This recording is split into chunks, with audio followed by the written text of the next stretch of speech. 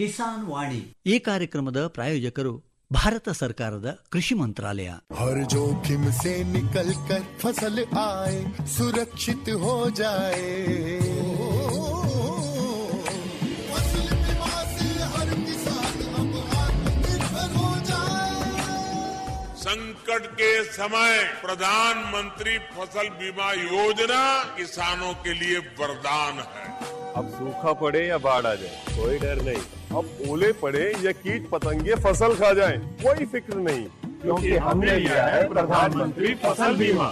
बुआई से फसल कटाई तक हर जोखिम का दावा, न्यूनतम प्रीमियम पर अधिकतम भुगतान का वादा। योजना से हर साल जुड़ रहे हैं 5 करोड़ से ज्यादा किसान। अब आपकी है बारी। नजदीकी कृषि कार्यालय, सहकारी समिति, बैंक शाखा, अधिकृत बीमा कंपनी या जन सेवा केंद्र में स्वेच्छा से करा सकते हैं पंजीकरण। फसल बीमा पोर्टल या फसल बीमा ऐप द्वारा भी कराया जा सकता है पंजीकरण। प्रधानमंत्री फसल बीमा योजना, आपकी फसलों का संपूर्ण सुरक्षा कवच, कृषि एवं किसान कल्याण मंत्रालय, भारत सरकार। ಎಲ್ಲ ಕೇಳುಗರಿಗೂ ಆಕಾಶವಾಣಿ ಬೆಂಗಳೂರಿಗೆ ಸ್ವಾಗತ, ನಮಸ್ಕಾರ. ಕೇಳುಗರೆ, ಇವತ್ತು ನಾವು ರೈತ ಉತ್ಪಾದಕ ಸಂಸ್ಥೆಗಳ ಬಗ್ಗೆ ಮಾಹಿತಿ ಮತ್ತು ರೈತ ಉತ್ಪಾದಕ ಸಂಸ್ಥೆಗಳು ಮಾರುಕಟ್ಟೆ ಉತ್ತೇಜಿಸಲು ಯಾವ ಥರ ಒಂದು ದಾರಿಯನ್ನು ಮಾಡಿಕೊಡ್ಬೇಕು, ದಾರಿಯನ್ನು ತೋರಿಸ್ತವೆ ಅನ್ನೋದ್ರ ಕುರಿತು ಮಾಹಿತಿಯನ್ನು ಮಾಡಿಕೊಳ್ಳೋಣ. ನಮ್ಮ ಜೊತೆಗೆ ಇವತ್ತು ಬೆಂಗಳೂರು ಕೃಷಿ ವಿಶ್ವವಿದ್ಯಾಲಯದ ವಿಸ್ತರಣಾ ವಿಭಾಗದ ಹಿರಿಯ ಪ್ರಾಧ್ಯಾಪಕರಾದ ಡಾಕ್ಟರ್ KP ರಘುಪ್ರಸಾದ್ ಅವರು ನಮ್ಮ ಜೊತೆಗಿದ್ದಾರೆ. ಡಾಕ್ಟರ್ ರಘುಪ್ರಸಾದ್ ಅವರೇ, ತಮಗೆ ಎಲ್ಲ ಕೇಳುಗರ ಪರವಾಗಿ ಸ್ವಾಗತ, ನಮಸ್ಕಾರ. ನಮಸ್ಕಾರ. ತಮ್ಮೆಲ್ಲರಿಗೂ ಗೊತ್ತಿದೆ, ನಮ್ಮ ರಾಜ್ಯದಲ್ಲಿ ಮತ್ತು ರಾಷ್ಟ್ರದಲ್ಲಿ ಈ ರೈತ ಉತ್ಪಾದಕರ ಸಂಘಗಳು ಈ ದಿನ ಬಹಳ ಪರಿಣಾಮಕಾರಿಯಾಗಿ ಕೆಲಸ ಮಾಡ್ತಾ ಇದೆ. ಇದರ ಪರಿಕಲ್ಪನೆ ಬಹಳ ಸ್ಪಷ್ಟ. ನೋಡಿ, ನಮ್ಮ ದೇಶದಲ್ಲಿ ಸುಮಾರು 85% ಸಣ್ಣ ಮತ್ತು ಅತಿ ಸಣ್ಣ ಕೃಷಿಕರೇ ಇದ್ದಾರೆ. ಹಾಗಾಗಿ ಇವರ ಏನು ನಾವು ಹೊಲಗಳು ಅಥವಾ ಲ್ಯಾಂಡ್ ಹೋಲ್ಡಿಂಗ್ಸ್ ಅಂತ ಹೇಳ್ತೀವಿ, ಅವು ಆರ್ಥಿಕವಾಗಿ ಅಷ್ಟೊಂದು ನಮಗೆ ಲಾಭ ತಂದು ಕೊಡುವ ಒಂದು ಸಾಮರ್ಥ್ಯವನ್ನು ಹೊಂದಿಲ್ಲ. ಹಾಗಾಗಿ ರೈತರು ತಮ್ಮ ರೈತ ಉತ್ಪಾದಕ ಸಂಘಗಳನ್ನು ಕಟ್ಟಿಕೊಳ್ಳುವ ಮೂಲಕ ಅಂತ ಹೇಳಿದರೆ ಸುಮಾರು ಇಲ್ಲಿ 400 ಜನ ರೈತರಿಂದ ಹಿಡಿದು 1,000 ಜನ ರೈತರ ತನಕ ತಮ್ಮ ಸಂಘಗಳನ್ನು ಕಟ್ಟಿಕೊಳ್ತಾರೆ. ಕೆಲವು ಸಂಘಗಳು ಬೆಳೆ ಆಧಾರಿತ ಸಂಘಗಳು ಸಹ ಇದೆ. ಈಗ ಉದಾಹರಣೆಗೆ ನಾವು ದ್ರಾಕ್ಷಿ ಬೆಳೆಗಾರರ ರೈತ ಉತ್ಪಾದಕ ಸಂಘ, ಮಾವು ಬೆಳೆಗಾರರ ಉತ್ಪಾದಕ ಸಂಘ, ಅದೇ ರೀತಿ ಇತ್ತೀಚೆಗೆ ಸಿರಿಧಾನ್ಯಗಳ ಬೆಳೆಗಳ ಉತ್ಪಾದಕ ಸಂಘ, ಹಣ್ಣು ತರಕಾರಿಗಳ ಬೆಳೆಗಳ ಉತ್ಪಾದಕ ಸಂಘ, ಹೀಗೆ ಹೋಗ್ತಾ ನಾವು ಪಟ್ಟಿ ಮಾಡ್ತಾ ಹೋದರೆ ದೊಡ್ಡ ಪಟ್ಟಿ ಇದೆ. ಈ ಎಲ್ಲ ರೈತ ಉತ್ಪಾದಕ ಸಂಘಗಳ ಮೂಲಕ ಕೃಷಿಕರು ಒಗ್ಗೂಡಿ ತಮ್ಮ ಬಾರ್ಗೇನಿಂಗ್ ಪವರ್ ಅಂತ ಹೇಳಿದರೆ ತಾವೇ ಬೆಲೆ ನಿಗದಿಪಡಿಸುವ ಒಂದು ಶಕ್ತಿಯನ್ನು ಪಡೆದುಕೊಳ್ಳಲಿಕ್ಕೆ ಇಲ್ಲಿ ಅವಕಾಶ ಆಗುತ್ತೆ. ಈಗ ನೋಡಿ, ಒಂದು ರೈತ ಉತ್ಪಾದಕ ಸಂಘವನ್ನು ಅವರು ಕಟ್ಟಿಕೊಂಡಿದ್ದೇ ಆದಲ್ಲಿ ಅವರು ಸಂಘಟಿತರಾಗಿ ತಮ್ಮ ಪರಿಕರಗಳನ್ನು ಪಡೆದುಕೊಳ್ಬೋದು, ಮಾರುಕಟ್ಟೆಯಿಂದ ಪಡೆದುಕೊಳ್ಬೋದು. ಹಾಗೆ ಏನಾಗುತ್ತೆ, ಅವರಿಗೆ ಕಡಿಮೆ ದರದಲ್ಲಿ ಪರಿಕರಗಳು ಸಿಗುತ್ತೆ. ಒಂದು ಆನಂತರ ಅವರೆಲ್ಲರೂ ಒಟ್ಟಾಗಿ ಯೋಚನೆ ಮಾಡಿ ಒಂದು ಬೆಳೆ ಅಥವಾ 2-3 ಬೆಳೆಗಳನ್ನೇ ಅವರು ಬೆಳೆದಿದ್ದೇ ಆದಲ್ಲಿ ಹೆಚ್ಚು ಉತ್ಪನ್ನ ಬರುತ್ತೆ. ಆ ಉತ್ಪನ್ನವನ್ನು ಎಲ್ಲರೂ ಸಂಘಟಿತರಾಗಿ ಮಾರುಕಟ್ಟೆ ಮಾಡಿದ್ದೇ ಆದಲ್ಲಿ ದೂರದ ಮಾರುಕಟ್ಟೆಗಳನ್ನು ಮುಟ್ಟಲಿಕ್ಕೆ ಸಾಧ್ಯ, ಹೆಚ್ಚು ಬೆಲೆಗೆ ಅವರ ಉತ್ಪನ್ನಗಳನ್ನು ಮಾರಾಟ ಮಾಡಲಿಕ್ಕೆ ಅವಕಾಶ ಇದೆ. ಹಾಗಾಗಿ ರೈತ ಉತ್ಪಾದಕರ ಸಂಘಗಳನ್ನು ಮಾಡಿದಾಗ ಒಬ್ಬ ರೈತ ತಾನೇ ತನ್ನ ಉತ್ಪನ್ನಗಳನ್ನು ಮಾರಾಟ ಆಗುವ ಎಲ್ಲ ಕಷ್ಟಗಳಿಂದ ಹೊರಬಂದು ಅವುಗಳನ್ನು ಗುಂಪಾಗಿ ಮಾರುಕಟ್ಟೆ ಮಾಡಿದಾಗ ಅವನಿಗೆ ಒಂದು ಬೆಲೆಯನ್ನು ನಿಗದಿ ಮಾಡಲಿಕ್ಕೆ ಅವನಿಗೆ ಶಕ್ತಿ ಬರುತ್ತೆ. ಕೆಲಸ ಕೂಡ ಕಡಿಮೆ ಆಗುತ್ತೆ, ಇಲ್ಲಿ ಇದ್ದಿದ್ದು ಒತ್ತಡ ಕೂಡ ಕಡಿಮೆ ಆಗುತ್ತೆ. ಅವನ ಉತ್ಪನ್ನಗಳಿಗೆ ಒಳ್ಳೆ ಮಾರುಕಟ್ಟೆ ಬರುತ್ತೆ.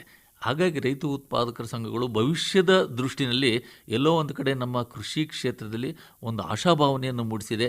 ಮುಂಬರುವ ದಿನಗಳಲ್ಲಿ ನಮ್ಮ ರಾಷ್ಟ್ರದಲ್ಲಿ, ಅದರಲ್ಲೂ ಕಡಿಮೆ ಲ್ಯಾಂಡ್ ಹೋಲ್ಡಿಂಗ್ ಅಂದರೆ ಭೂ ಹಿಡುವಳ್ಳಿ ಹೊಂದಿರತಕ್ಕಂಥ ನಮ್ಮ ದೇಶದಲ್ಲಿ ಈ ರೈತ ಉತ್ಪಾದಕರ ಸಂಘಗಳು ಮಾತ್ರ ನಮ್ಮ ಕೃಷಿಕರಿಗೆ ಒಂದು ಆಶಾದೀಪ ಆಗಿದೆ ಅಂತ ಹೇಳಿದರೆ ಪ್ರಾಯಶಃ ತಪ್ಪಾಗಲಿಕ್ಕಿಲ್ಲ. ಅಂದರೆ ಡಾಕ್ಟರ್ KP ರಘುಪ್ರಸಾದ್ ಅವರೇ, ಈಗ ಒಬ್ಬ ರೈತರು ಈಗ ಮಾವು ಬೆಳೆಯವರು ಇರ್ತಾರೆ, ಒಂದು 500 ಜನ ಇರ್ತಾರೆ ಅಂತ ಇಟ್ಕೊಳ್ರಿ. ಮಾವು ಬೆಳೆ ಸಂಘವನ್ನು ಮಾಡಿಕೊಂಡು ಅವರು ಈ ಮಾರುಕಟ್ಟೆ ಮಾಡ್ತಾ ಇರ್ತಾರೆ ಅಂತ ಇಟ್ಕೊಳ್ರಿ. ಸ್ವಲ್ಪ ಮಟ್ಟಿಗೆ ಅವರು ಸದೃಢರಾದ್ರಪ್ಪ, ಮಾವು ಬೆಳೆಯಲ್ಲಿ ಅವರು ಸದೃಢರಾದರು, ಅವರೇ ಕೂಡ ಇನ್ನೊಂದು ಸಂಘನು ತಮ್ಮದು ಇನ್ನೊಂದು ಬೆಳೆ ತಗೊಂಡು ಮಾಡ್ಕೋಬಹುದು. ಹೌದೌದು, ಹೌದಲ್ಲ? ಅವಕಾಶ ಇದೆ. ಯಾಕಂದ್ರೆ ಈಗಾಗಲೇ ಅವರು ಮಾರುಕಟ್ಟೆ ಎಲ್ಲೆಲ್ಲಿ ಮಾರ್ಕೋಬೇಕು ಅನ್ನೋದು ಗೊತ್ತಿರುತ್ತೆ. ಹಿಡ್ಕೊಂಡಿರ್ತಾರೆ. ಇದನ್ನು ಸ್ವಲ್ಪ ಪ್ರಮಾಣದಲ್ಲಿ ಅವರು ಇದನ್ನು ಕೂಡ ಅಲ್ಲೇ ತರೋದು, ಈ ವಸ್ತುನ ಸ್ವಲ್ಪ ಈ ಉದಾಹರಣೆಗೆ ದ್ರಾಕ್ಷಿನೋ ಅಥವಾ ಪೇರ್ಲೆ ಹಣ್ಣು ಅಥವಾ ಇನ್ನೇನೋ ಹಣ್ಣನ್ನ ತಂದು ನೀವು ಅದನ್ನು ಸೇರಿಸ್ಕೋಬಹುದು. ಅದಕ್ಕಾಗಿ ನೀವು ಬೇರೆ ಸಂಘನೇ ಮಾಡ್ಕೋಬಹುದು. ಹೌದು, ಖಂಡಿತ. ಒಂದು ರೈತ ಉತ್ಪಾದಕರ ಸಂಘವನ್ನು ನೀವು ಕಟ್ಟಿ ಬೆಳೆಸಿದ್ದೆ ಆದಲ್ಲಿ ತಾವು ಹೇಳಿದ ರೀತಿಯಲ್ಲಿ ಬೇರೆ ಬೇರೆ ರೈತ ಉತ್ಪಾದಕ ಸಂಘಗಳು ತಾನಾಗಿ ಹುಟ್ಟತಕ್ಕಂಥ ಅವಕಾಶಗಳಿದೆ. ನೋಡಿ, ಇಲ್ಲಿ ಇನ್ನೊಂದು ವಿಷಯ, ಇಲ್ಲಿ ಪ್ರಾಥಮಿಕ ಉತ್ಪಾದಕರು ಒಂದು ಕಡೆ, ಆ ಪ್ರಾಥಮಿಕ ಉತ್ಪಾದನೆಯನ್ನು ಅವರು ತಮ್ಮ ಸಂಸ್ಥೆಯ ಮೂಲಕ ತಾವೇ ಸಂಸ್ಕರಿಸಿ, ತಾವೇ ಮೌಲ್ಯವರ್ಧಿಸಿ, ತಾವೇ ಬ್ರ್ಯಾಂಡಿಂಗ್ ಮಾಡಿ, ತಮ್ಮದೇ ಒಂದು ಹೆಸರಿನಲ್ಲಿ ಮಾರಾಟ ಮಾಡಿದಾಗ ಅದಕ್ಕೆ ಮೌಲ್ಯ ಹೆಚ್ಚಾಗುತ್ತೆ. ನೋಡಿ, ಉದಾಹರಣೆಗೆ ಒಂದು ರಾಗಿ, ಇದೆಲ್ಲರೂ ಸಾಮಾನ್ಯವಾಗಿ ಗೊತ್ತಿರ್ತಕ್ಕಂತಹ ವಿಷಯ. ನೀವು ರಾಗಿಯನ್ನು 1 kg ನೇರವಾಗಿ ಮಾರಾಟ ಮಾಡಿದಾಗ ನಿಮಗೆ ಬರುವ ಲಾಭ ಎಷ್ಟು, ಅದನ್ನು ನೀವು ಪೌಡ್ರ್ ಮಾಡಿ ಮಾರಾಟ ಮಾಡಿದರೆ ನಿಮಗೆ ಬರುವ ಲಾಭ ಎಷ್ಟು, ಇನ್ನೂ ಅದಕ್ಕೆ ಕೆಲವು ಬೇರೆ ಬೇರೆ ದ್ವಿದಳ ಧಾನ್ಯಗಳನ್ನು ಎಲ್ಲ ಮಿಶ್ರಣ ಮಾಡಿ, ಈಗ ನಾವೇನು ನ್ಯೂಟ್ರಿ ಮಿಕ್ಸ್ಚರ್ ಅಂತ ಹೇಳ್ತೀವಿ, ಈಗ ಮಾಲ್ಟ್ ಅಂತ ಹೇಳ್ತೀವಿ, ಕೆಲವೆಲ್ಲ ಮಕ್ಕಳಿಗೆ ಪೌಷ್ಟಿಕದಾಯಕವಾದಂಥ ಆಹಾರಗಳನ್ನು ಉತ್ಪಾದನೆ ಮಾಡಿದ್ದೆ ಆದಲ್ಲಿ, ಅವರ ರೈತ ಉತ್ಪಾದಕ ಸಂಘದ ಬ್ರ್ಯಾಂಡ್ನಲ್ಲಿ ಮಾರಾಟ ಮಾಡಿದ್ದೆ ಆದಲ್ಲಿ ಅವರಿಗೆ ಆ ಮಾರ್ಜಿನ್ ಆಫ್ ಪ್ರಾಫಿಟ್ ಏನು, ಅಲ್ಲಿ ಬರ್ತಕ್ಕಂಥ ಲಾಭ ಹೆಚ್ಚಾಗುತ್ತೆ. ಖಂಡಿತ ಇದರಿಂದ ಅವರಿಗೆ ಸಂಸ್ಥೆಗೂ ಅನುಕೂಲ ಆಗುತ್ತೆ, ಆ ಬೆಳೆದಂಥ ರೈತವನಿಗೂ ಅನುಕೂಲ ಆಗುತ್ತೆ. ಅದೇ ಒಬ್ಬ ರೈತ ಮಾಡೋದು ಕಷ್ಟ, ಯಾಕಂದರೆ ಅವನು ದೊಡ್ಡ ದೊಡ್ಡ ಮಿಷಿನ್ ತರಬೇಕಾಗುತ್ತೆ, ಲೇಬ್ಲಿಂಗ್ ಮಾಡಬೇಕಾಗುತ್ತೆ, ಬ್ರ್ಯಾಂಡಿಂಗ್ ಮಾಡಬೇಕಾಗುತ್ತೆ, ಮಾರುಕಟ್ಟೆ ಹುಡ್ಕೋದು ಕಷ್ಟ ಆಗುತ್ತೆ. ಆದರೆ ಇಲ್ಲಿ ಒಂದು ಸಂಘ ಇರೋದ್ರಿಂದ, ನೀವು ಒಗ್ಗಟ್ಟಾಗಿ ಒಂದು ಸಂಘಟನೆ ಇರೋದ್ರಿಂದ ನಿಮಗೆ ದೂರದ ಮಾರುಕಟ್ಟೆ ಹುಡುಕ್ಲಿಕ್ಕೆ ಅನುಕೂಲ ಆಗುತ್ತೆ. ನೋಡಿ, ಎಲ್ಲರ ಹತ್ತಿರ ಮೊಬೈಲ್ಸ್ ಇದೆ. ಇವತ್ತು ನೀವು ಬೇರೆ ದೇಶದ ಮಾರುಕಟ್ಟೆ ಹುಡುಕೋದು, ಬೇರೆ ರಾಜ್ಯದ ಮಾರುಕಟ್ಟೆ ಹುಡುಕೋದು ಇವತ್ತಿನ ದಿನದಲ್ಲಿ ಕಷ್ಟದ ವಿಷಯ ಏನಲ್ಲ. ನೀವು ಸ್ಮಾಲ್ ವಿಡಿಯೋಸ್, ಅಂದರೆ ಸಣ್ಣ ಸಣ್ಣ ವಿಡಿಯೋ ಚಿತ್ರದ ತುಣುಕುಗಳನ್ನು ಮಾಡಿ, ನಿಮ್ಮ ಬೆಳೆ ಎಲ್ಲಿ ಬೆಳೆದಿರಿ, ಆ ಬೆಳೆದಂಥ ಪರಿಸರ ಹೆಂಗಿತ್ತು, ಯಾವ ರೀತಿ ಇತ್ತು, ನೀವು ಯಾವ ರೀತಿ ಗೊಬ್ಬರ ಬಳಕೆ ಮಾಡಿದ್ದೀರಿ, ಅಂದರೆ ಈ ಒಂದು ಬೆಳೆ ಎಷ್ಟು ನೈಜತೆಯಿಂದ ಕೂಡಿದೆ, ಸದೃಢವಾಗಿ ಬೆಳೆದಿದೆ ಅನ್ನೋದು ಸಹ ಗ್ರಾಹಕರಿಗೆ ಮನವರಿಕೆ ಆಗಬೇಕು. ಇವತ್ತಿನ ದಿನ ಹೇಗಿದೆ, ಗ್ರಾಹಕರು ಬೇರೆ ದೇಶದ ಗ್ರಾಹಕರಾಗಿರ್ಬೋದು, ಬೇರೆ ಬೇರೆ ದೂರದ ಗ್ರಾಹಕರಾಗಿರ್ಬೋದು, ಆ ಉತ್ಪನ್ನ ಎಲ್ಲಿ ಬೆಳೆದರು, ಅದರ ಬೆಳೆಯುವಲ್ಲಿ ಬಳಸಿದಂಥ ರಾಸಾಯನಿಕಗಳೇನು, ಅಲ್ಲಿ ಬೆಳೆಯುವ ಪರಿಸರ ಯಾವ ರೀತಿ ಇತ್ತು ಅನ್ನೋದನ್ನು ಸಹ ಅವ್ರು ಭಾಳ ಸೂಕ್ಷ್ಮವಾಗಿ ಗಮನಿಸ್ತಾ ಇರ್ತಾರೆ. ಹಾಗಾಗಿ ರೈತ ಉತ್ಪಾದಕರ ಸಂಘಗಳನ್ನು ಮಾಡಿಕೊಂಡಿರುವಂಥ ನಮ್ಮ ರೈತ ಬಾಂಧವರು ಎಲ್ಲೋ ಒಂದು ಕಡೆ ಉತ್ಪಾದನೆ ಮಾಡೋದಷ್ಟೇ ಅಲ್ಲ, ಅದನ್ನು ಪರಿಣಾಮಕಾರಿಯಾಗಿ ನಾವು ಮಾರುಕಟ್ಟೆ ಮಾಡಬೇಕು ಅಂತ ಹೇಳಿದರೆ, ಮೊದಲು ನಮ್ಮ ಬೆಳೆ ಸ್ಥಿತಿಗತಿಗಳನ್ನು ನಮ್ಮ ಏನು ಕೊಂಡುಕೊಳ್ಳುವ ಕನ್ಸ್ಯೂಮರ್ಸ್ಗೆ ಮನವರಿಕೆ ಮಾಡಿಕೊಡ್ಬೇಕು. ಆನಂತರ ಗುಣಮಟ್ಟದ ಉತ್ಪಾದನೆಗೆ ನೀವು ಹೆಚ್ಚಿನ ಒತ್ತು ಕೊಡಬೇಕು. ಈಗ ನಾವು ರಫ್ತು ಮಾಡಬೇಕು ಅನ್ನೋದಾದರೆ ಅಲ್ಲಿ ಕೆಲವು ಮಾನದಂಡಗಳಿದೆ. ರಾಸಾಯನಿಕಗಳ ಬಳಕೆ ಅಲ್ಲಿ ಭಾಳಷ್ಟು ಕಡಿಮೆ ಇರಬೇಕು. ಅದು ಒಂದೊಂದು ದೇಶಕ್ಕೂ ಕೆಲವು ಮಾನದಂಡಗಳಿದೆ. ಅದನ್ನು ನೀವು ತಿಳ್ಕೊಳ್ಬೇಕು. ಅದನ್ನು ತಿಳ್ಕೊಳ್ಬೇಕು ಅಂತೇಳಿ ಉತ್ಪಾದಕರ ಸಂಘದ ವತಿಯಿಂದ ತಿಳ್ಕೊಳ್ಳೋದು ಭಾಳ ಈಜಿ. ಆ ನಂತರ ಅವುಗಳನ್ನು ನಾವು ಮುಟ್ಟುವಂತಹ ಒಂದು ಕೆಲಸವನ್ನು ಸಹ ನಮ್ಮ ಉತ್ಪಾದಕ ಸಂಘಗಳನ್ನೇ ಮಾಡಬೇಕಾಗುತ್ತೆ. ಇನ್ನೊಂದು ಡಾಕ್ಟರ್ ರಘುಪ್ರಸಾದ್ ಅವರೇ, ಈಗ ಯಾವುದೇ ಒಂದು ವಸ್ತು ಇದೆಯಪ್ಪ, ಹೌದು, ಒಂದು ವಿದೇಶಕ್ಕೆ ನಾವು ಅದನ್ನು ಕಳಿಸ್ಕೊಡ್ಬೇಕು, ಅಲ್ಲಿ ಮಾರಬೇಕು. ಈಗ ಸಾಮಾಜಿಕ ಮಾಧ್ಯಮದಲ್ಲಿ ಮಾಹಿತಿ ಸಿಗುತ್ತೆ, ಆದರೆ ಅಲ್ಲಿ ಅಪೂರ್ಣ ಆಗಿರುತ್ತೆ ಅಂತ ಅಂದ್ಕೊಂಡಿರ್ತಾರೆ ಕೆಲವರು. ಆದರೂ ತಾವು ಒಂದು ಸಂಸ್ಥೆ, ರೈತ ಉತ್ಪಾದಕ ಸಂಸ್ಥೆ ಅಂತಿದ್ದಾಗ, ಈಗ ಅವರು ಹೊಸದಾಗಿ ಯಾವುದೋ ಒಂದು ವಸ್ತುನ ರಫ್ತು ಮಾಡಬೇಕು, ಮಾರುಕಟ್ಟೆಗೆ ಒಯ್ದು ಕೊಡಬೇಕಪ್ಪ, ಬಾಳೆಹಣ್ಣು ಅಂತ ಇಟ್ಕೊಳ್ಳಿ, ಅವರಿಗೆ ಏನು ಮಾನದಂಡ ಇರುತ್ತೆ, ಇದ್ರ ಬಗ್ಗೆ ಇದು ಏನು ಕ್ವಾಲಿಟಿ, ಗುಣಮಟ್ಟ ಮತ್ತು ಗಾತ್ರ, ಅದ್ರ ಬಗ್ಗೆ ಇವೆಲ್ಲ ಮಾಡ್ಕೋತಾರೆ. ಮತ್ತು ಈಗ ಅದನ್ನು ಎಲ್ಲಿ, ಯಾರ ಮೂಲಕ ಅದು ಒಡಂಬಡಿಕೆ ಆಗಬೇಕು, ಆ ಬಗ್ಗೆ ಸ್ವಲ್ಪ. ಈಗ ನಿಮಗೆ ಗೊತ್ತಿದೆ, ಕಪೆಕ್ ಅಂತ ನಮ್ಮದಲ್ಲಿ ಸಂಸ್ಥೆ ಇದೆ, ನಮ್ಮ ಕರ್ನಾಟಕ ಸರ್ಕಾರದ್ದು. ಹೌದು, ಇದು ರಫ್ತನ್ನು ಉತ್ತೇಜನ ಮಾಡಲಿಕ್ಕೆ ಅಂತ ಹೇಳಿ ಒಂದು ಸಂಸ್ಥೆ ಇದೆ. ಹೌದು. ಈಗ ರೈತ ಉತ್ಪಾದಕರ ಸಂಘಗಳು ಈ ಸಂಸ್ಥೆಯನ್ನು ಮೊದಲು ಸಂಪರ್ಕ ಮಾಡಬೇಕು. ಯಾಕಂತ ಹೇಳಿದ್ರೆ, ಆ ಸಂಸ್ಥೆಯ ಮೂಲಕ ನೀವು ರಫ್ತು ಮಾಡಿದ್ದೇ ಆದಲ್ಲಿ ನಿಮಗೆ ಸರ್ಕಾರದಿಂದ ಕೆಲವು ನೆರವು ಸಿಗುತ್ತೆ, ಜೊತೆಗೆ ಮುಂದಿನ ರಫ್ತು ಮಾರುಕಟ್ಟೆ ಹುಡುಕಿಕೊಳ್ಳೋದು ಬಹಳ ಸುಲಭ ಆಗುತ್ತೆ. ಅದರಲ್ಲಿ ಎಲ್ಲಾ ಮಾನದಂಡಗಳು, ಯಾಕಂತ ಹೇಳಿದ್ರೆ ನಾನು ಹೇಳಿದೆ, ಬೇರೆ ಬೇರೆ ದೇಶಗಳಲ್ಲಿ ಬೇರೆ ಬೇರೆ ಮಾನದಂಡ. ತುಂಬಾ ಸಂತೋಷ ಕೆ.ಪಿ. ರಘುಪ್ರಸಾದ್ ಅವರೇ. ಯಾಕಂದ್ರೆ ಉತ್ಸಾಹಿ ರೈತರು ತಾವೇ ಮುಂದೆ ಹೋಗಿ ಎಲ್ಲೋ ತಗೊಂಡೋಗಿ ಮಾರುಕಟ್ಟೆ ಮಾಧ್ಯಮದ ಏನು ಸಾಮಾಜಿಕ ಮಾಧ್ಯಮದ ಮೂಲಕ ತಿಳ್ಕೊಂಡು ಅಲ್ಲೆಲ್ಲ ಮಾರಕ್ಕೆ ಹೋಗ್ಬಿಡ್ತಾರೆ. ಹೆಚ್ಚು ಕಡಿಮೆ ಆದ್ರೆ ಇವ್ರ ರಕ್ಷಣೆಗೆ ಯಾರೂ ಇರಲ್ಲ. ಹಾಗಾಗಿ ಸರ್ಕಾರನೇ ಇಂಥ ಒಂದು ಸಂಸ್ಥೆ ಕ್ಯಾಪೆಕ್ ಅನ್ನೋದನ್ನ ಸ್ಥಾಪನೆ ಮಾಡಿದೆ. ಅದು ನಿಮ್ಗಾಗೆ ಇರೋದು. ನೀವು ಅಲ್ಲಿ ಹೋದ್ರೆ ಅವರು ಹೀಗೆ ಮಾಡ್ರಿ, ಈ ಥರದ ಏನು ಶುಲ್ಕವನ್ನು ಕೊಟ್ಟು ನೀವು ನೋಂದಣಿ ಮಾಡ್ಕೊಳ್ಳಿ, ಮತ್ತೆ ಒಂದೊಂದು ಹಂತವಾಗಿ ನಿಮ್ಗೆ ತಿಳಿಸ್ತಾ ಹೋಗ್ತಾರೆ. ಈಗ ಇನ್ನೊಂದು ಪ್ರಮುಖವಾದ ವಿಷಯ ಏನಂತ ಹೇಳಿದ್ರೆ, ಈ ರೈತ ಉತ್ಪಾದಕರ ಸಂಘಗಳು ಈ ದಿನ ಆ ಸಂಘಗಳನ್ನು ಮಾಡಿರೋ ಉದ್ದೇಶವೇ ತಾವು ಆದಷ್ಟು ಈ ಮಧ್ಯವರ್ತಿಗಳನ್ನು ಬಿಟ್ಟು ನೀವು ನೇರವಾಗಿ ಮಾರಾಟ ಮಾಡಬೇಕು ಅಂತ. ಯಾಕಂತ ಹೇಳಿದ್ರೆ ಈ ಮಧ್ಯವರ್ತಿಗಳು ಈಗ ಬೇರೆ ಎಲ್ಲ ಕ್ಷೇತ್ರ ಲಾಭ ಮಾಡ್ಕೊಂಡ್ಬಿಡ್ತಾವೆ, ಮಾಡ್ಕೊಳ್ತಾ ಇದ್ದಾರೆ. ಈಗ ನೀವು ಬೆಳೆದ ಉತ್ಪನ್ನಗಳನ್ನು ಆದಷ್ಟು ಮಧ್ಯವರ್ತಿಗಳನ್ನು ತಾವು ಸಂಪರ್ಕ ಮಾಡದೆ ನೇರವಾಗಿ ನೀವು ಗ್ರಾಹಕರನ್ನು ಮುಟ್ಟಬೇಕು. ಆ ಒಂದು ಕೆಲಸವನ್ನು ರೈತ ಉತ್ಪಾದಕರ ಸಂಘದಿಂದ ಮಾಡಲಿಕ್ಕೆ ಅವಕಾಶ ಇದೆ. ಯಾಕಂತ ಹೇಳಿದ್ರೆ ಒಬ್ಬ ರೈತನಿಗೆ ಮಾಡಿ ಕಷ್ಟ ಆಗುತ್ತೆ. ನೀವು ಸಂಘಟಿತರಾಗಿದ್ದೀರಿ, 500 ಜನ ರೈತರಿದ್ದೀರಿ, 1,000 ಜನ ರೈತರಿದ್ದೀರಿ, ನೀವೆಲ್ಲರೂ ಸೇರಿ ಆದಷ್ಟು 1 ಅಥವಾ 2 ಉತ್ಪನ್ನಗಳನ್ನು ಬೆಳೆದರೆ ಹೆಚ್ಚು ಸೂಕ್ತ ಅಂಥೇಳಿ. ಯಾಕಂತ ಹೇಳಿದ್ರೆ ಆ ಪ್ರದೇಶದಲ್ಲಿ ಹೆಚ್ಚು ಬರುವಂತಹ 1 ಅಥವಾ 2 ಉತ್ಪನ್ನಗಳು ಬೆಳಿಬೇಕು. ಆನಂತರ ನಿಮ್ಮದೇ ಸ್ಥಳೀಯ ಹೆಸರಿನ ಒಂದು ಲೇಬಲಿಂಗ್ ಅಥವಾ ಬ್ರ್ಯಾಂಡಿಂಗ್ ಮಾಡೋದ್ರಿಂದ ನೀವು ಗ್ರಾಹಕರನ್ನು ಸೆಳೀಲಿಕ್ಕೆ ಅನುಕೂಲ ಆಗುತ್ತೆ. ಈಗ ನೀವು ಮಾವು ಬೆಳೆಗಾರ ಉತ್ಪಾದಕ ಸಂಘದವರು ಸಣ್ಣ ಸಣ್ಣ ಡಬ್ಬಿಗಳನ್ನು ಮಾಡಿ ಅವ್ರದ್ದೇ ಆದಂಥ ಒಂದು ಹೆಸರನ್ನು ಇಟ್ಕೊಂಡು ಇವತ್ತು ಮಾರಾಟ ಮಾಡ್ತಾ ಇದ್ದಾರೆ.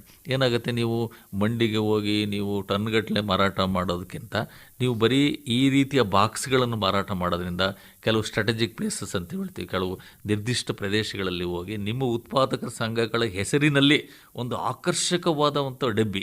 ಈಗ ನೋಡಿ, ಈ ಮಾರಾಟ ಮಾಡಲಿಕ್ಕೆ ಹೋದಾಗ ಗ್ರಾಹಕರ ದೃಷ್ಟಿ ಯಾವತ್ತು ಈ ಪ್ಯಾಕಿಂಗ್ ಭಾಳ ಚೆನ್ನಾಗಿರಬೇಕು, ಆಕರ್ಷಕವಾಗಿರಬೇಕು. ಅದರಲ್ಲಿ ಕೆಲವು ಹಣ್ಣು ಕೂಡ ಅದಕ್ಕೆ ಪೆಟ್ಟಾಗಿರ್ಬಾರ್ದು, ಕಲೆ ಬಂದಿರಬಾರ್ದು. ಆ ಹಣ್ಣಿನ ಒಳ್ಳೆ ಫೋಟೋ ಇರಬೇಕಾಗತ್ತೆ, ಅಲ್ಲಿ ನೋಡೋರಿಗೆ ಆಕರ್ಷಣೆ ಆಗಬೇಕು. ಆಮೇಲೆ ಎಲ್ಲಿ ಬೆಳೆದ್ರು, ಈಗ ನಾವು ಶ್ರೀನಿವಾಸಪುರದ ಮಾವಿನ ಹಣ್ಣು ಅಂದರೆ ಶ್ರೀನಿವಾಸಪುರ ಮೊದಲಿಂದ ಮಾವಿನ ಹಣ್ಣು ಬೆಳೆಯುವ ಜಾಗ ಅಂದರೆ ಅಲ್ಲಿಂದ ಬಂತು ಈ ಮಾವಿನ ಹಣ್ಣು ಅಂದರೆ ಆ ಮಾವಿನ ಹಣ್ಣಿಗೆ ತನ್ನದೇ ಆದ ವಿಶಿಷ್ಟ ಗುಣ ಇದೆ, ಅದು ಚೆನ್ನಾಗಿರುತ್ತೆ ಅಂತ ಅದು ಅಲ್ಲಿ ದಾಖಲೆ ಆಗ್ಬೇಕು, ಮೆನ್ಷನ್ ಆಗ್ಬೇಕು. ಅದೇ ನಂಜನಗೂಡಿನ ರಸಬಾಳೆ ಮೆನ್ಷನ್ ಎಲ್ಲರಿಗೂ ಗೊತ್ತಿದೆ. ಆಯಿತಾ? ಈ ರೀತಿ ಮೆನ್ಷನ್ ಆದಾಗ ಏನಾಗುತ್ತೆ, ಅವ್ರಿಗೆ ಅದ್ರ ಬಗ್ಗೆ ಹೆಚ್ಚಿನ ಆಸಕ್ತಿ ಬರುತ್ತೆ, ಅವರು ಉತ್ಸಾಹದಿಂದ ಬಂದು ಆ ಒಂದು ವಸ್ತುವನ್ನು ಖರೀದಿ ಮಾಡ್ತಾರೆ. ಅದರಿಂದ ನಮ್ಮ ಕೃಷಿಕರಿಗೆ ಹೆಚ್ಚಿನ ಲಾಭ ಸಿಗುತ್ತೆ. ಇವತ್ತಿನ ದಿನಗಳಲ್ಲಿ ಈ ಡಿಜಿಟಲ್ ಮೀಡಿಯಾಗಳು ಸಾಕಷ್ಟಿದೆ. ಅದರಲ್ಲೂ ಈ ವಾಟ್ಸಪ್ಪು, ಇನ್ಸ್ಟಾಗ್ರಾಮು, ಫೇಸ್ಬುಕ್ಕು ಇವುಗಳನ್ನು ಬಳಕೆ ಮಾಡಿಕೊಂಡು ನಿಮ್ಮದು ಉತ್ಪನ್ನಗಳ ಬಗ್ಗೆ ಹೆಚ್ಚಿನ ಪಬ್ಲಿಸಿಟಿ, ಮೊದಲೇ ನಮ್ಮ ಉತ್ಪನ್ನ ಈ ರೀತಿ ಬೆಳೀತಾ ಇದ್ದೀವಿ, ಅದರ ಗುಣಮಟ್ಟ ಈ ರೀತಿ ಇದೆ, ಅದರ ರುಚಿ ಈ ರೀತಿ ಇದೆ ಅಂತ ಸ್ಮಾಲ್ ವಿಡಿಯೋಗಳನ್ನ ನೀವು ಮಾಡಿ ಅಪ್ಲೋಡ್ ಮಾಡ್ತಾ ಹೋದಾಗ, ಸಾಮಾಜಿಕ ಮಾಧ್ಯಮಗಳಲ್ಲಿ, ಈ ಸೋಷಿಯಲ್ ಮೀಡಿಯಾಗಳಲ್ಲಿ ಅಪ್ಲೋಡ್ ಮಾಡಿದಾಗ ನಿಮ್ಮ ಉತ್ಪನ್ನಗಳ ಬಗ್ಗೆ ಜನರಿಗೆ ಹೆಚ್ಚಿನ ಒಂದು ಅವೇರ್ನೆಸ್ ಬರುತ್ತೆ, ಮಾಹಿತಿ ದೊರಕುತ್ತೆ. ಆನಂತರ ನೀವು ಕಾಂಟ್ಯಾಕ್ಟ್ ಡೀಟೇಲ್ಸ್ ಕೊಡ್ತೀರಿ, ನಿಮ್ಮನ್ನು ಹುಡುಕೊಂಡು ಬರುತ್ತಾರೆ.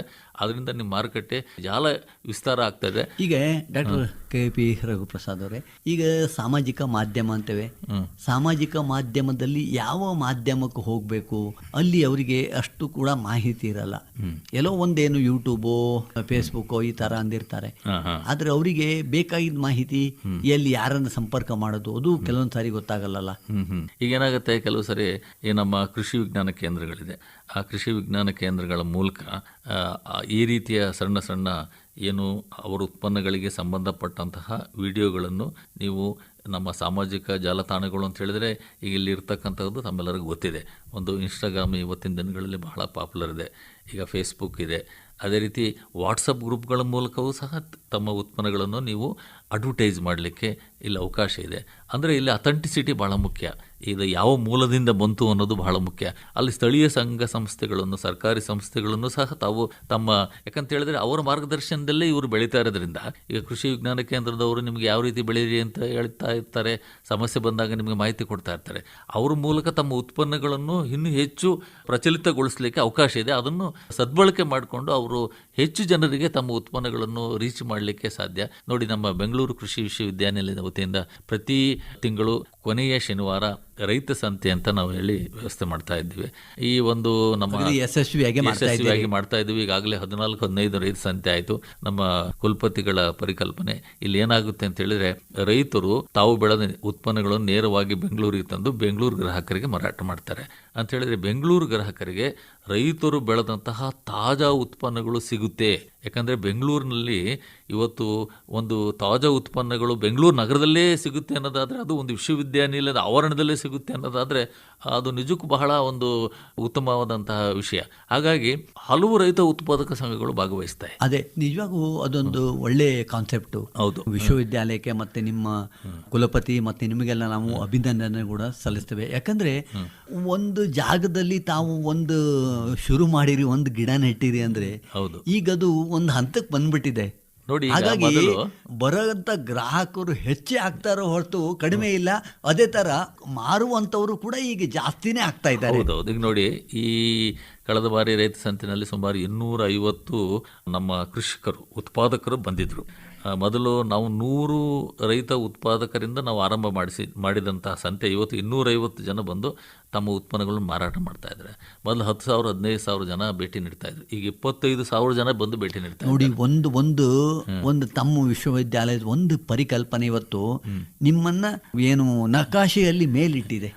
ಹಾಗಾಗಿ ಅಂದ್ರೆ ನಿಮ್ಮ ವಿಶ್ವವಿದ್ಯಾಲಯಕ್ಕೆ ಹೆಂಗೆ ಪ್ರಾಮುಖ್ಯತೆ ಇದೆಯೋ ನಿಮ್ಮ ಈ ಒಂದು ಮಾರುಕಟ್ಟೆ ವೇದಿಕೆಗೂ ಕೂಡ ಅಷ್ಟೇ ಪ್ರಾಮುಖ್ಯತೆ ನೀವು ತಂದುಕೊಟ್ಟಿರಿ. ಹೌದು, ಖಂಡಿತ. ಇಲ್ಲಿ ಬಹುತೇಕ ಉತ್ಪಾದಕರು ರೈತ ಉತ್ಪಾದಕ ಸಂಘಗಳು ಭಾಗವಹಿಸ್ತಾ ಇವೆ. ಅದು ವಿಶೇಷ. ಈಗ ಮಾವು ಬೆಳೆಗಾರರ ಸಂಘ ಇರ್ಬೋದು, ಅಥವಾ ಬೆಲ್ಲ ಮಾಡುವ ಒಂದು ಉತ್ಪಾದಕರ ಸಂಘ ಇರ್ಬೋದು, ಸಸಿ ಉತ್ಪಾದನೆ ಮಾಡುವ ಸಂಘಗಳಿರ್ಬೋದು, ಅವರೆಲ್ಲ ಬಂದು ಭಾಗವಹಿಸ್ತಾ ಇದ್ದಾರೆ. ಅವರೆಲ್ಲ ನಾವು ಕೂಡ ಅಲ್ಲಿ ಭೇಟಿ ಕೊಟ್ಟಿದ್ವಿ. ತುಂಬಾ ತಾಜಾ ಮತ್ತೆ ಎಲ್ಲಾ ತರದಿಂದ ಹೊಸ ವಸ್ತುಗಳೇ ನಮ್ಗೆ ಸಿಗ್ತವೆ. ಅಥವಾ ಸಿಗಲಾರದ ವಸ್ತುಗಳು ನಾವು ಹುಡುಕ್ತಾ ಇರ್ತೇವಲ್ಲ, ಅಂತ ಸಸಿಗಳು ತಮ್ಮ ಹತ್ರ ಲಭ್ಯ ಇರ್ತವೆ. ಹೌದು. ಈಗ ಅವರೆಲ್ಲರೂ ನಮ್ಮ ವಿಶ್ವವಿದ್ಯಾನಿಲಯದಿಂದ ತರಬೇತಿ ಪಡೆದಂತಹ ರೈತರು ಒಂದು. ಆ ನಂತರ ಅವರ ಉತ್ಪನ್ನಗಳ ಬೆಳೆಯುವ ವಿಧಾನ ಸಹ ನಮ್ಮ ವಿಶ್ವವಿದ್ಯಾನಿಲಯದ ವಿಜ್ಞಾನಿಗಳಿಗೆ ಗೊತ್ತಿದೆ. ಆ ಪದಾರ್ಥ ಯಾವ ಊರಿಂದ ಬಂದಿದೆ, ಯಾವ ರೈತ ಬೆಳೆದಿರುವಂತಹ ಉತ್ಪನ್ನ ಅನ್ನೋದು ಸಹ ನಮಗೆ ಗೊತ್ತಿದೆ. ಅದೇ ನೀವು ಮಾರುಕಟ್ಟೆಗೆ ಹೋದರೆ ಎಲ್ಲಿಂದ ಉತ್ಪನ್ನ ಬಂತು ಅಂತ ಬಹಳಷ್ಟು ಜನರಿಗೆ ಮಾಹಿತಿ ಇರಲ್ಲ. ಹಾಗಾಗಿ ಈ ರೀತಿ ನೇರವಾಗಿ ರೈತರನ್ನು ಮತ್ತು ಬೆಂಗಳೂರಿನ ಗ್ರಾಹಕರನ್ನು ಒಂದು ಮುಖಾಮುಖಿ ಮಾಡುವಂತಹ ಒಂದು ಪ್ರಯತ್ನ ಇದು. ಹಾಗಾಗಿ ಈ ರೀತಿಯ ಸಂತೆಗಳು ಹೆಚ್ಚು ಆದಾಗ ಏನಾಗುತ್ತೆ, ಸರಿ ನಮ್ಮ ಕೇಳುಗರಿಗೆ ಯಾವ ಜಾಗದಲ್ಲಿ ತಮ್ಮ ವಿಶ್ವವಿದ್ಯಾಲಯದ ಜಾಗದಲ್ಲಿ ಈ ಒಂದು ಶನಿವಾರ ಸಂತೆಯನ್ನು ತಾವು ವಿಶ್ವವಿದ್ಯಾಲಯದ ವತಿಯಿಂದ ತಾವು ಏರ್ಪಾಡು ಮಾಡ್ತೀರಿ ಅದನ್ನು ಹೇಳಿ. ತಮ್ಮೆಲ್ಲರಿಗೂ ಗೊತ್ತಿದೆ, ಬೆಂಗಳೂರು ಕೃಷಿ ವಿಶ್ವವಿದ್ಯಾನಿಲಯದ ಪ್ರಮುಖ ಆವರಣ GKVK ಗಾಂಧಿ ಕೃಷಿ ವಿಜ್ಞಾನ ಕೇಂದ್ರ ನಮ್ಮ ಏರ್ಪೋರ್ಟ್ ರೋಡ್ನಲ್ಲಿದೆ. ಜಕ್ಕೂರು ಏರೋಡ್ರಮ್ ಆಪೋಸಿಟ್ ಇದೆ. ನಮ್ಮ ಮುಖ್ಯ ದ್ವಾರದಿಂದ ಸುಮಾರು 1.5 ಕಿಲೋಮೀಟ್ರ್ ನೀವು ಬಂದಿದ್ದೇ ಆದಲ್ಲಿ ಅಲ್ಲಿ ಗಣಪತಿ ದೇವಸ್ಥಾನ ಇದೆ. ದೇವಸ್ಥಾನದ ಪಕ್ಕ ಒಂದು ಗುಂಡು ತೋಪಿದೆ, ಮರಗಳಿದೆ. ಆ ಗುಂಡು ತೋಪಿನಲ್ಲಿ ಈ ರೈತ ಸಂತೆಯನ್ನು ಪ್ರತಿ ತಿಂಗಳು ಕೊನೆಯ ಶನಿವಾರ ನಾವು ಆಯೋಜನೆ ಮಾಡ್ತಾ ಬಂದಿದ್ದೇವೆ.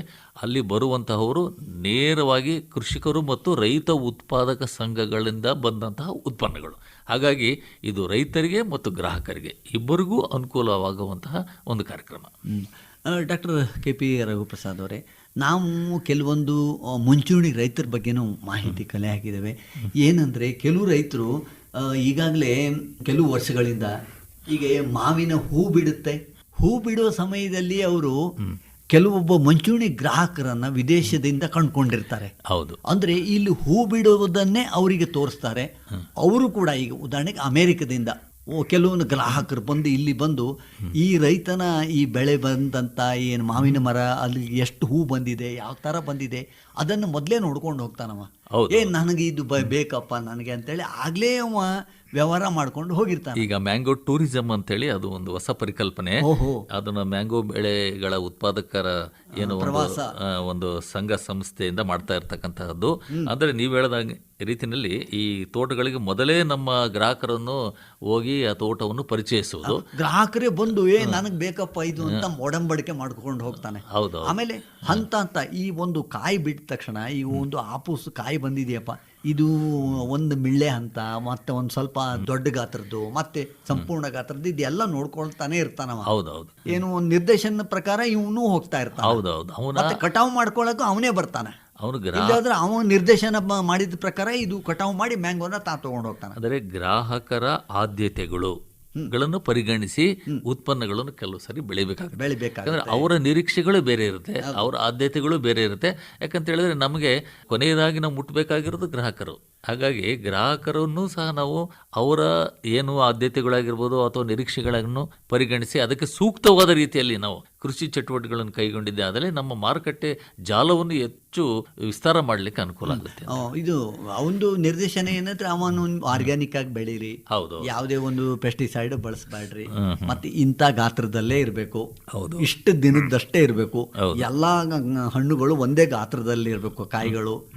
ಈ ತರ ಅವನು ಬಂದು ಹೇಳ್ಕೊಟ್ಟಾಗ ಅವನು ಅದೇ ತರ ಮಾಡಿ ಕಳಿಸ್ತಾನವ. ಹಾಗಾಗಿ ಅವನಿಗೆ ಲಾಭನೂ ಕೂಡ ಸಿಗುತ್ತೆ, ಮತ್ತೆ ಅಲ್ಲಿನವರಿಗೂ ಕೂಡ ನೋಡ್ಪ ಇದು ಚೆನ್ನಾಗಿದೆ, ಇದು ಸಿಹಿಯಾಗಿದೆ.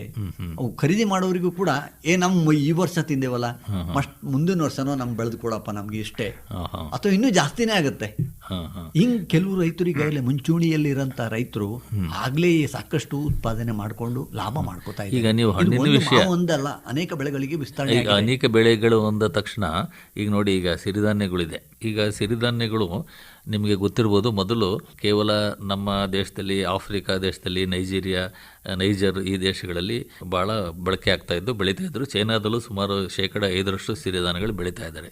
ಇತ್ತೀಚಿನ ದಿನಗಳಲ್ಲಿ ನೀವು ಕೆನಡಾ ಮತ್ತು ಅಮೆರಿಕ, ಯುರೋಪ್ ಸೂಪರ್ ಮಾರ್ಕೆಟ್ಗಳಲ್ಲಿ ಸಿರಿಧಾನ್ಯಗಳ ಉತ್ಪನ್ನಗಳು ಸಿಗ್ತಾ ಇದೆ. ನಮ್ಮ ಉತ್ಪನ್ನಗಳು ಅಲ್ಲಿ ಸಿಗ್ತಾ ಇದೆ. ಅಂದರೆ ಅವುಗಳನ್ನು ನಮ್ಮ ರೈತರು ಬೆಳೆದು ಈ ರೀತಿ ಉತ್ಪಾದಕ ಸಂಘಗಳ ಮೂಲಕ ಆ ದೇಶಗಳಿಗೆ ಕಳಿಸಿ ಅಲ್ಲಿ ಬಳಕೆ ವಿಧಾನ ಬೇರೆ ಆಗುತ್ತೆ. ಈಗ ನಾವು ಮುದ್ದೆ ಊಟ ಮಾಡ್ಬೋದು, ಅವರು ಅದನ್ನ ಬೇರೆ ರೀತಿಯ ಒಂದು ಬೇರೆ ಪ್ರಮಾಣದಲ್ಲಿ, ಬೇರೆ ಒಂದು ರೂಪದಲ್ಲಿ ಉಪಯೋಗ ಮಾಡಬಹುದು. ಪಾಸ್ತಾ ಮಾಡಿ ಅವರು ತಿನ್ಬೋದು, ಅದನ್ನ ಫ್ಲೇಕ್ಸ್ ಮಾಡಿ ತಿನ್ಬೋದು. ಈ ರೀತಿಯ ಬಳಕೆ ಬೇರೆ ಆಗ್ಬೋದು, ಆದ್ರೆ ಉತ್ಪನ್ನ ನಮ್ಮದೇ. ಹಾಗಾಗಿ ಆ ಗ್ರಾಹಕರ ಏನು ಅವರ ಟೇಸ್ಟ್ ಯಾವ ರೀತಿ ಇದೆ ಅನ್ನೋದು ಸಹ ನಾವು ಪರಿಗಣಿಸಿ ನಾವು ಉತ್ಪನ್ನಗಳು ಬೆಳೆದಿದ್ದೇ ಆದಲ್ಲಿ ನಮಗೆ ಹೆಚ್ಚಿನ ಮಾರುಕಟ್ಟೆ ಇಲ್ಲಿ ಸಿಗ್ಲಿಕ್ಕೆ ಅವಕಾಶ ಇದೆ ಅಂತ. ಹಾಗಾಗಿ ಇವತ್ತು ರೈತ ಉತ್ಪಾದಕ ಸಂಸ್ಥೆಗಳು ಬೆಳಿಬೇಕು. ಹೌದು, ರೈತ ಉತ್ಪಾದಕ ಸಂಸ್ಥೆಗಳು ಬೆಳೆದಂಗೆ ರೈತರು ಸಂಘಟಿತರಾಗ್ತಾರೆ, ಇನ್ನು ಬೆಳೆ ಜಾಸ್ತಿ ಮಾಡ್ಕೊತಾನೆ ಹೋಗ್ಲಿಕ್ಕೆ ಕೂಡ ಅವಕಾಶ ಇದೆ ಅಂತೇಳಿ ಈ ರೈತ ಉತ್ಪಾದಕರ ಸಂಘಗಳ ಮೂಲಕ ಕೃಷಿಕರು ಇನ್ನೂ ಹೆಚ್ಚು ಸಂಘಟಿತರಾಗಬೇಕು. ಹೆಚ್ಚು ಬೇಡಿಕೆ ಇರುವ ಬೆಳೆಗಳನ್ನು ಆದಷ್ಟು 1-2 ಬೆಳೆಗಳನ್ನು ಹೆಚ್ಚು ಪ್ರದೇಶದಲ್ಲಿ ಬೆಳೆದಾಗ ಅವರಿಗೆ ವಾಲ್ಯೂಮ್ ಏನು ನಾವು ಹೆಚ್ಚು ಗಾತ್ರದಲ್ಲಿ ನಮಗೆ ಉತ್ಪನ್ನ ಸಿಗುತ್ತೆ. ಹೆಚ್ಚು ವಾಲ್ಯೂಮ್ ಇದ್ದಾಗ ನಿಮಗೆ ಅದನ್ನು ಬೇರೆ ದೇಶಕ್ಕೆ ಕಳಿಸ್ಲಿಕ್ಕೆ ಅಥವಾ ಒಂದು ನೆಗೋಷಿಯೇಟ್ ಮಾಡಲಿಕ್ಕೆ, ಮಾರುಕಟ್ಟೆ ದರ ನಿಗದಿ ಮಾಡಲಿಕ್ಕೆ ಅನುಕೂಲ ಆಗುತ್ತೆ. ಆವಾಗ ನಿಮ್ಮ ಮಾರುಕಟ್ಟೆಯಲ್ಲಿ ಹೆಚ್ಚಿನ ಬೆಲೆ ಸಿಗುತ್ತೆ. ಹಾಗಾಗಿ ನಿಮ್ಮ ಸಹಜವಾಗಿ ಕೃಷಿ ಲಾಭದಾಯಕ ಆಗುತ್ತೆ. ಇದು ಒಟ್ಟಾರೆ ಪರಿಕಲ್ಪನೆ. ಆಮೇಲೆ ಡಾಕ್ಟರ್ ರಘುಪ್ರಸಾದ್ ಅವರೇ, ಈಗ ರೈತ ಉತ್ಪಾದಕ ಸಂಸ್ಥೆಗಳಂದ ತಕ್ಷಣ ನಿಮ್ಮದು ಈ ಬೆಳೆ ಎಷ್ಟಿರ್ತದೆ, ಯಾವ್ಯಾವ ಬೆಳೆ ಇರುತ್ತೆ, ನೆಲದ ಮೇಲೆ ಬೆಳೆಗಳಿರ್ತವೆ, ನೆಲದ ಕೆಳಗೆ ಬೆಳೆಯೂ ಇರ್ತವೆ, ಮರದಲ್ಲಿ ಬೆಳೆಯೂ ಇರ್ತವೆ, ಎಷ್ಟು ಬೆಳೆ ಲೆಕ್ಕ ಹೇಳಕ್ಕಾಗಲ್ಲ. ನಾ ಹೇಳಿದ ಅರ್ಥ ಆಯ್ತಲ್ಲ, ಗೆಡ್ಡೆ ರೂಪದಲ್ಲಿ ಇರ್ತವೆ, ಕಾಳಿನ ರೂಪದಲ್ಲಿ ಇರ್ತವೆ, ಹಣ್ಣಿನ ರೂಪದಲ್ಲಿ ಇರ್ತದೆ, ಇನ್ನು ದವಸ ಧಾನ್ಯಗಳು, ಮತ್ತೆ ಅದಲ್ಲದೆ ನೀವು ಔಷಧೀಯ ಸಸ್ಯಗಳು ಇರ್ತವೆ. ಎಲ್ಲದೂ ನೀವು ರೈತ ಉತ್ಪಾದಕ ಸಂಸ್ಥೆಗಳ ಒಂದು ಮೂಲಕ, ಕೆಪೆಕ್ ಮೂಲಕ ಹೋದ್ರೆ ನಿಮ್ಗೆ ಸಾವಿರಾರಲ್ಲ ಲಕ್ಷಾಂತರ ದಾರಿಗಳಿವೆ. ಹೌದು, ಅದನ್ನ ನೀವು ಕಾಣ್ಕೋಬೇಕು. ಹೌದು, ಖಂಡಿತ ಮಾಡ್ಕೊಂಡು ಹೋದ್ರೆ ನಿಮ್ಗೆ ನಿಜವಾಗಿ ಒಂದು ಕೈ ಹಿಡಿಯೋ ಸಾಧ್ಯತೆ 100% ಹೌದು, ಖಂಡಿತ ಸಾಧ್ಯ. ಈಗ ನೋಡಿ, ಮೊದಲೆಲ್ಲ ರೈತರು ನಾನು ಒಬ್ಬನೇ ರೈತ, ನಾನು ಏನು ಮಾಡಲಿ, ನನ್ನ ಹತ್ರ ಸ್ವಲ್ಪ ಜಮೀನಿದೆ, ನನ್ನ ಹತ್ರ ಆರ್ಥಿಕ ತೊಂದರೆ ಇದೆ ಅಂಥೇಳಿ ರೈತರು ಸಾಮಾನ್ಯವಾಗಿ ಇದು ದೂರು. ಈಗ ನೀವೆಲ್ಲ ಸಂಘಟಿತರಾಗಿದ್ದೀರಿ, 400 ಜನ, 200 ಜನ, 1000 ಜನ ಸೇರಿದಿರಿ, ನಿಮ್ಮ ಉತ್ಪನ್ನಗಳು ಜಾಸ್ತಿ ಇದೆ, ನಿಮಗೆ ಇನ್ನೊಬ್ಬರ ಜೊತೆ ಹೋಗಿ ನಾವು ಸ್ಪರ್ಧೆ ಮಾಡುವಂಥ ಒಂದು ಶಕ್ತಿ ಈ ಸಂಸ್ಥೆಗಳು ನೀಡಿದೆ. ಅದನ್ನು ಇನ್ನೂ ಹೆಚ್ಚು ಪರಿಣಾಮಕಾರಿಯಾಗಿ ಬಳಕೆ ಮಾಡಿಕೊಂಡು ಆದಷ್ಟು ನಾವು ಮಧ್ಯವರ್ತಿಗಳನ್ನು ತಪ್ಪಿಸಿ ನಾವೇ ನೇರವಾಗಿ ಮಾರುಕಟ್ಟೆಗಳನ್ನು ಹುಡುಕಿಕೊಂಡಿದ್ದೆ ಆದಲ್ಲಿ ನಿಮ್ಮ ಉತ್ಪನ್ನಗಳಿಗೆ ಹೆಚ್ಚಿನ ಬೆಲೆ ಬರುತ್ತೆ. ತುಂಬ ಸಂತೋಷ. ಡಾಕ್ಟರ್ KP ರಘುಪ್ರಸಾದ್ ಅವರೇ, ಪ್ರಸ್ತುತ ಬೆಂಗಳೂರು ಕೃಷಿ ವಿಶ್ವವಿದ್ಯಾಲಯದ ವಿಸ್ತರಣಾ ವಿಭಾಗದ ಹಿರಿಯ ಪ್ರಾಧ್ಯಾಪಕರಾಗಿ ನಮ್ಮ ರೈತರಿಗೆ ಪ್ರಸ್ತುತ ರೈತ ಉತ್ಪಾದಕ ಸಂಸ್ಥೆಗಳಲ್ಲಿ ರೈತರ ಒಂದು ಮಾರುಕಟ್ಟೆ, ಕೃಷಿ ಉತ್ಪನ್ನಗಳ ಮಾರುಕಟ್ಟೆ ಯಾವ ಥರ ಇರಬೇಕು, ಯಾವ ಥರ ಒಂದು ವಸ್ತುಗಳನ್ನು ತಾವು ವ್ಯವಸ್ಥಿತವಾಗಿ ಇಟ್ಟರೆ ಮಾರುಕಟ್ಟೆ ಆಗುತ್ತೆ, ಈ ಎಲ್ಲ ಕುರಿತು ಸಂಪೂರ್ಣವಾಗಿ ಮಾಹಿತಿ ಒದಗಿಸಿದ್ದಕ್ಕೆ ತಮಗೆ ತುಂಬ ತುಂಬ ಧನ್ಯವಾದಗಳು. ಕೆಲವರು ಇರ್ತಾರೆ ಇನ್ನೂ ಹೆಚ್ಚಿನ ಮಾಹಿತಿ ಡಾಕ್ಟರ್ ರಘುಪ್ರಸಾದ್ ಅವರಿಂದ ಬೇಕು ಅಂತಿರ್ತಾರೆ, ಅವರಿಗೆ ತಮ್ಮ ಸಂಪರ್ಕ ಸಂಖ್ಯೆನ ದಯವಿಟ್ಟು ತಿಳಿಸ್ಕೊಡಿ. 9448220172. ಇನ್ನೊಮ್ಮೆ 9448220172. ಮತ್ತೊಮ್ಮೆ ಧನ್ಯವಾದಗಳು. ನಮಸ್ಕಾರ. ರೈತ ಉತ್ಪಾದಕರ ಸಂಘಗಳ ಮೂಲಕ ನಮ್ಮ ಕೃಷಿಕರು ತಮ್ಮ ಉತ್ಪನ್ನಗಳನ್ನು ಮಾರಾಟ ಮಾಡುವ ಹಂತದಲ್ಲಿ ಕೆಲವು ನಿರ್ದಿಷ್ಟವಾದ ಮಾನದಂಡಗಳನ್ನು ಅವರು ಪಾಲಿಸಬೇಕಾಗುತ್ತೆ. ಅದರಲ್ಲೂ ವಿಶೇಷವಾಗಿ ಈ FSSAI ಅಂತ ಹೇಳಿದರೆ ಕೃಷಿ ಉತ್ಪನ್ನಗಳು ಅಥವಾ ಸಂಸ್ಕರಿಸಿದ ಆಹಾರ ಪದಾರ್ಥಗಳಾಗಿರ್ಬೋದು, ಅವುಗಳನ್ನು ಇ ಕಾಮರ್ಸ್ ವೇದಿಕೆಯಲ್ಲಿ ಅವರು ಮಾರಾಟ ಮಾಡಲೇಬೇಕು ಅನ್ನೋದಾದರೆ ಈ FSSAI ಅಂತ ಹೇಳಿದರೆ food safety and standards authority of India ಈ ಒಂದು ಪರವಾನಗಿ ಕಡ್ಡಾಯ ಆಗಿರುತ್ತೆ. ಹಾಗಾಗಿ ತಾವು ಮೊದಲು ತಮ್ಮ ಸಂಘದ ವತಿಯಿಂದ ಈ ಒಂದು ಲೈಸೆನ್ಸ್ನ ತಾವು ಪಡ್ಕೊಂಡು ಆನಂತರ ತಾವು ಮಾರುಕಟ್ಟೆಗೆ ಪ್ರವೇಶ ಮಾಡಬೇಕಾಗುತ್ತೆ. ನಾನು ಮೊದಲೇ ಹೇಳ್ತಾ ಇದ್ದೆ, ಕೆಲವು ಬಾರಿ ನಮ್ಮ ರೈತ ಉತ್ಪಾದಕ ಸಂಘಗಳು ಬಹುತೇಕ ಇನ್ಪುಟ್ ಮಾರ್ಕೆಟ್ ಅಂತ ಹೇಳಿದರೆ ಪರಿಕರಗಳನ್ನು ತಂದು ಅವರ ಮಳಿಗೆಗಳಲ್ಲಿ ಮಾರಾಟ ಮಾಡಲಿಕ್ಕೆ ಮಾತ್ರ ತಮ್ಮ ಚಟುವಟಿಕೆಗಳನ್ನು ಕೇಂದ್ರೀಕರಿಸಿ ಈಗಾಗಲೇ ಕೆಲಸ ಮಾಡ್ತಾ ಇದೆ. ಆದರೆ ಒಂದು ರೈತ ಉತ್ಪಾದಕರ ಸಂಘ ಯಶಸ್ವಿ ಆಗಬೇಕು ಅನ್ನೋದಾದರೆ ಈ ಒಂದು ಔಟ್ಪುಟ್ ಮಾರ್ಕೆಟ್ ಬಹಳ ಮುಖ್ಯ. ಔಟ್ಪುಟ್ ಮಾರುಕಟ್ಟೆಯಲ್ಲಿ ತಾವು ಬೆಳೆದ ಉತ್ಪನ್ನಗಳನ್ನು ತಾವು ಸಂಸ್ಕರಿಸಿ ಮೌಲ್ಯವರ್ಧಿಸಿ ಸಾಧ್ಯವಾದರೆ ವಿಂಗಡಿಸಿ ಅದನ್ನು ಬ್ರ್ಯಾಂಡಿಂಗ್ ಮಾಡಿ ಆನಂತರ ನಾನು ಹೇಳಿದ ರೀತಿಯಲ್ಲಿ ಈ FSSAI ಸರ್ಟಿಫಿಕೇಟನ್ನು ಲೈಸೆನ್ಸನ್ನು ಪಡ್ಕೊಂಡು ತಾವು ಮಾರುಕಟ್ಟೆಗೆ ಪ್ರವೇಶ ಮಾಡಿ ಅಂತಾರಾಷ್ಟ್ರೀಯ ಮಾರುಕಟ್ಟೆಯಲ್ಲೂ ಸಹ ಮಾರಾಟ ಮಾಡಲಿಕ್ಕೆ ಅವಕಾಶಗಳಿದೆ. ಇದನ್ನು ತಾವು ದಯವಿಟ್ಟು ಎಲ್ಲರೂ ಅನುಸರಿಸಬೇಕಾಗುತ್ತೆ. ಈ ಒಂದು ಲೈಸೆನ್ಸ್ ಪಡೆಯುವಾಗ ಸಹ ಕೆಲವು ನೋಂದಣಿ ಶುಲ್ಕ ಇರುತ್ತೆ, ಬಹಳ ಕಡಿಮೆ ಇರುತ್ತೆ. ಆ ನೋಂದಣಿ ಮಾಡಬೇಕಾಗುತ್ತೆ. ಆನಂತರ ಈ ಲೈಸೆನ್ಸನ್ನು ತಮ್ಮ ಸಂಸ್ಥೆಯಲ್ಲಿ ತಾವು ಎಲ್ಲರಿಗೂ ಕಾಣುವಂತೆ ಅದನ್ನು ಫಲಕದ ಮೂಲಕ ತಾವಲ್ಲಿ ಎಲ್ಲಾದರೂ ಒಂದು ಕಡೆ ಅದನ್ನು ನಾವು ಏನೋ ಪ್ರದರ್ಶನ ಮಾಡಬೇಕಾಗುತ್ತೆ. ಆನಂತರ ಅದರ ಅಡಿನಲ್ಲಿ ತಾವು ತಮ್ಮ ವ್ಯಾಪಾರ ವ್ಯವಹಾರಗಳನ್ನು ಆರಂಭಿಸಬಹುದು. ಇದು ಬಹಳಷ್ಟು ಜನ ನಮ್ಮ ರೈತ ಉತ್ಪಾದಕ ಸಂಘದ ಸದಸ್ಯರಿಗೆ ಈ ಮಾಹಿತಿ ಗೊತ್ತಿರೋದಿಲ್ಲ. ಹಾಗಾಗಿ ಮುಂದಿನ ಕೂಡ ಅಧಿಕಾರಿಗಳು ಕೂಡ ಇದಕ್ಕೆ ಪೂರಕವಾದ ಸಹಾಯ ಮಾಡ್ತಾರೆ. ಕೃಷಿ ಇಲಾಖೆ ಅಧಿಕಾರಿಗಳು ಸಹಾಯ ಮಾಡ್ತಾರೆ. ನಮ್ಮ ಕೃಷಿ ವಿಜ್ಞಾನ ಕೇಂದ್ರಗಳ ವಿಜ್ಞಾನಿಗಳು ನೆರವನ್ನು ನೀಡ್ತಾ ಇವೆ.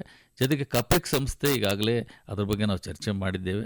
ಆ ಸಂಸ್ಥೆ ಸಹ ಇಲ್ಲಿ ನಮ್ಮ ರೈತರಿಗೆ ಈ ರೀತಿಯ ಸರ್ಟಿಫಿಕೇಟು ಲೈಸೆನ್ಸ್ ಪಡೆಯಲಿಕ್ಕೆ ನೆರವು ನೀಡ್ತಾ ಬಂದಿದೆ. प्रधानमंत्री किसान मान धन योजना मिलेगा पेंशन का सहारा, कृषक ना होगा बेसहारा, जुड़ेगा खुशियों से नाता, कटेगा सुख से बुढ़ापा, सुरक्षित होगा अन्नदाता, सुरक्षित होगा अन्नदाता। प्रधानमंत्री किसान मान धन योजना से लघु सीमांत किसानों का भविष्य होगा सुरक्षित और 60 वर्ष की आयु से 3,000 रूपए मासिक पेंशन होगी सुनिश्चित। 55 रूपए से 200 रूपए की मासिक किश्त देकर प्रवेश कर सकते हैं। 18 से 40 वर्ष तक के किसान इस अंशदायक योजना में सरकार देगी बराबर का योगदान। सभी किसान भाई बहन इस योजना के लाभ के लिए जन सेवा केंद्र में जाएं और अपना निःशुल्क नामांकन कराएं। प्रधानमंत्री किसान मान धन योजना, अन्नदाता के परिश्रम को संबल, पेंशन से सुरक्षित उनका कर। कृषि एवं किसान कल्याण मंत्रालय, भारत सरकार द्वारा जनहित में जारी। ಕಿಸಾನ್ ವಾಣಿ ಈ ಕಾರ್ಯಕ್ರಮದ ಪ್ರಾಯೋಜಕರು ಭಾರತ ಸರ್ಕಾರದ ಕೃಷಿ ಮಂತ್ರಾಲಯ.